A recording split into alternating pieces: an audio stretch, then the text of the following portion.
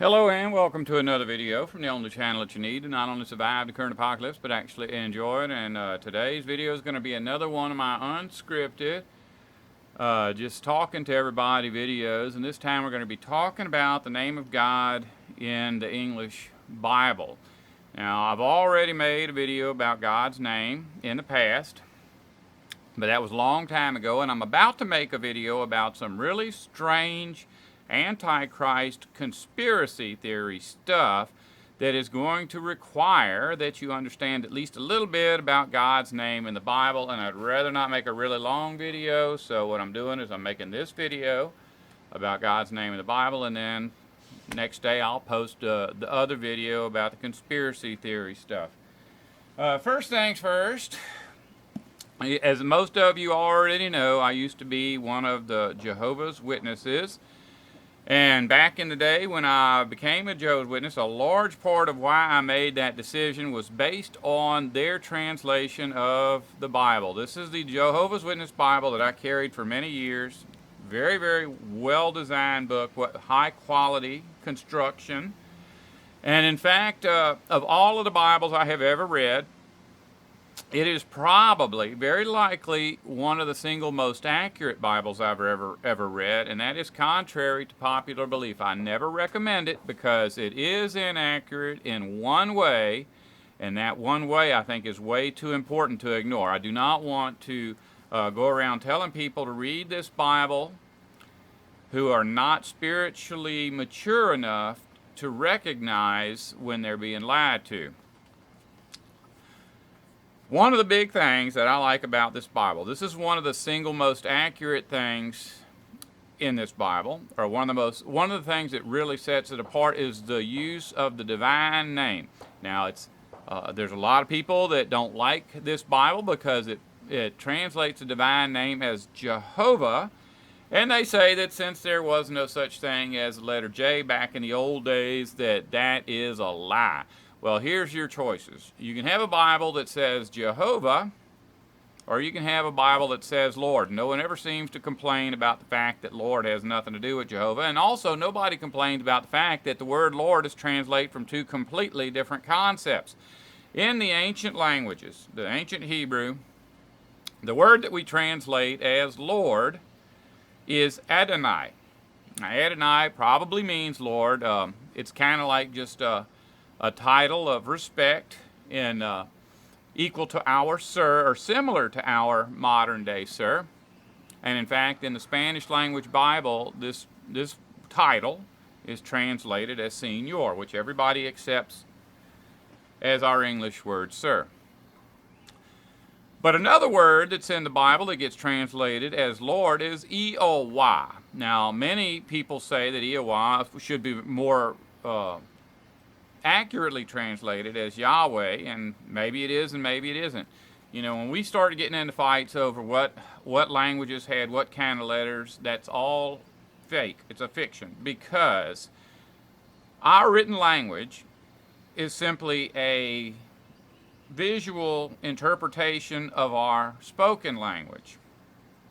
And that's true of every culture on the earth, and it's true of the ancient past as well. Now, the only reason we know what a J sounds like in Spanish is because there are still Spanish speakers alive on the earth. The only reason we know what a J sounds like in French is because there are French speakers still on the earth.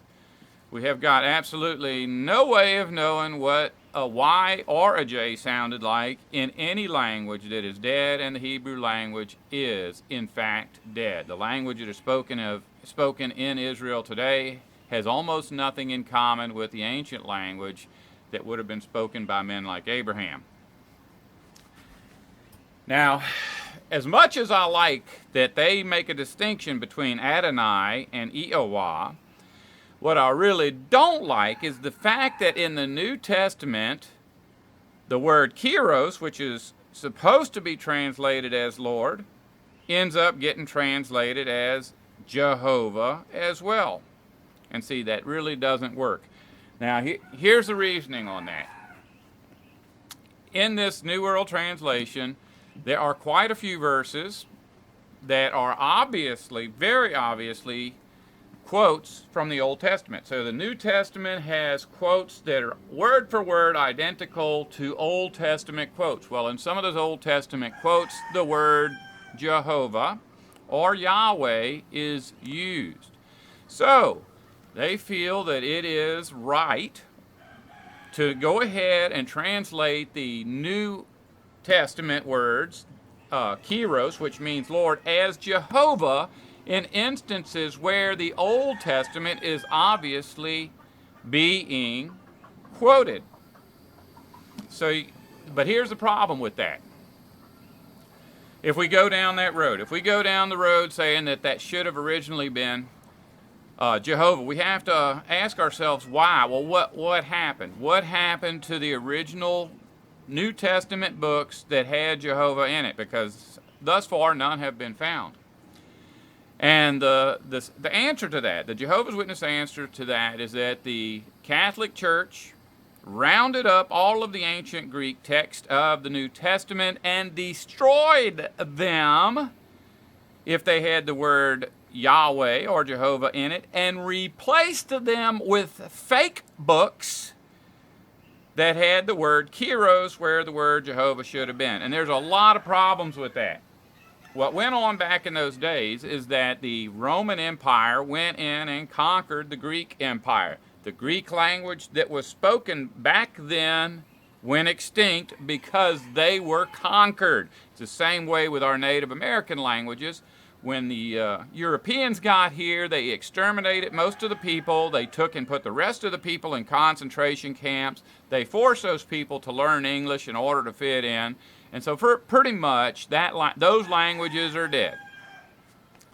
And see, that's what happened to the Greeks. They were conquered by the Romans. They were forced to change to fit in with Roman culture. And that language died. So what we have to understand is that by the time the Catholic Church came into power, and by the time the Catholic Church could have organized the rounding up of all ancient Greek text of those documents, no one would have been left who spoke those ancient languages. Certainly no one within the Catholic Church, because the Greeks were not involved in that yet. So they would have had to have Latin-speaking soldiers round up all these Bibles. Then they had to have those Latin-speaking citizens to make fake Greek Bibles. I hope you can understand just how difficult of a task that would have been. And not only that, but here we are thousands of years later. Archaeologists are still digging up ancient artifacts from that time period. Occasionally they will dig up something that's sealed off in a jar and still pretty well preserved, or they'll find some kind of carving on a rock. And they find things all the time that are direct quotes of the ancient Hebrew verses that had that word, Jehovah, Yahweh, Eoah, included in their text. And in each and every case where the verse is in Greek, the Greek word Kiros is there, not any kind of a version of the word Jehovah or Yahweh. Now, here's why. For years and years and years, I have been looking for a Bible that accurately translates the word Kiros, the word Adonai, and the word Jehovah where they belong, without putting them where they don't belong. So, because see, I don't want a Bible that's full of Jehovah's or Yahweh's. I want a Bible that accurately translates the word Kiros as it should be translated, and accurately translates the word Jehovah as it should be translated, and that goes for the word Adonai as well. Now,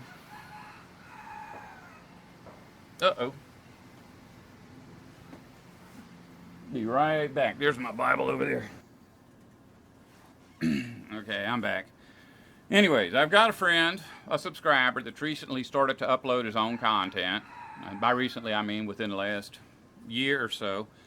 And one of the things he does on his channel is something called Bibles on the Bench. That's where he takes a Bible and he reads through the thing and he does a review of it. He tells you the things he likes about the Bible, things he doesn't like about the Bible. And his most recent Bible that he's reviewed is this one. This is the Jerusalem Bible. Now, I've seen these around before. I've picked them up and held them. I've kind of flipped through the pages. I've never ever purchased one simply because it's a really big, it's very, very heavy, a very big book. And I cannot physically hold one of these over my head at night while I'm laying in the bed reading because it's just too uncomfortable for me with my arthritis. I mean, my arthritis, even if you don't have arthritis, you probably know what I'm talking about. It's difficult to hold a big book over your head at night in the bed. So I've just never thought of it as a serious candidate for me to read. But if he had not done that Bibles on the Bench, I would have never found out that this Bible also restores God's name, and it does it in a way that I think is probably a little bit more accurate. It uses the form Yahweh, not the form Jehovah, which to me, it's either way, I'm happy, but it only puts it where the original word was to start with. In other words, you don't find Jesus going around telling people about Yahweh, because there is nothing out there to indicate that ever took place. But you do see it everywhere it's supposed to be. Now, even though I don't think the pronunciation means a thing, what does mean something is the meaning of the actual word. In the ancient past, when God decided to take his people out of Egyptian bondage, he sent a man named Moses to do so. And Moses asked God, when I get there and tell him that you want me to take his people out, who should I say sent me? And God said, Hayah. Tell them Hayah sent you. So in another instance, Moses asked the same question of God, and God said, tell them Eowah sent you, which is the word we translate as Jehovah or Yahweh. The thing about it is that the word Hayah means to be. The word Jehovah also means to be, and that's not anything odd. In our English language, we have plenty of different ways to say the same thing. But a point was being made that it wasn't so much the pronunciation that was important, it was the concept of the two words to be. You see, to be is actually the future tense of the word am. And in fact, in some Bibles, it says, when Moses asked him, who should I say sent me? God said, tell them I am, I am. Well, that's highly inaccurate. It's very, very obvious that what he said is to be, to be. Tell them to be has sent you. So, why would he say, I am the God to be? Well, I think in the Jehovah's Witness Bible it says, tell them that I will prove to be who I will prove to be. And that sounds like a pretty good explanation of what that word actually means. And not just the word Hayah, but the word Jehovah as well. Jehovah means, I will prove to be what I will prove to be. Now, he was talking to who? Talking to Pharaoh. And so how did he prove to be what he was? Well, he went in there and he plagued them. Caused all the firstborn to die, caused them to be plagued by flies, turned the Nile into blood, all that kind of stuff. He got God's people out. They eventually made their way to the promised land. So God had proved to be who he was going to prove to be. Right? Wrong. Because after that, after the people got to the promised land, the Bible still calls him Jehovah or Yahweh. After the period known as the period of the judges, he still goes by the name to be. After the kings, he still goes by the name to be. After the prophets, he's still known as to be. And even after the minor prophets, he's still known in the Bible as to be. Yahweh or Jehovah. So for whatever reason, at that time, there was something about God that was not had not yet happened. There was something that had to take place at some yet future time to where God would no longer go by the words to be, but by the word am. And in fact, in the Psalms, there is a word, and that word is hallelujah. Hallelujah means praise Yah. Hallelujah. Yah. In fact, it actually incorporates a little bit more. The word is actually praise Yah, you people. In all of the verses that are talking about this saying hallelujah, it's about deliverance. These are all prophetic future prophecies about what's going to happen at some time in the future. In the book of Revelation, we actually get a Greek version of that Hebrew word, or that Hebrew phrase, hallelujah. Once again, praise Yah, you people. Nowhere in the New Testament is God ever called to be, but he's referred to in the book of Revelation as am.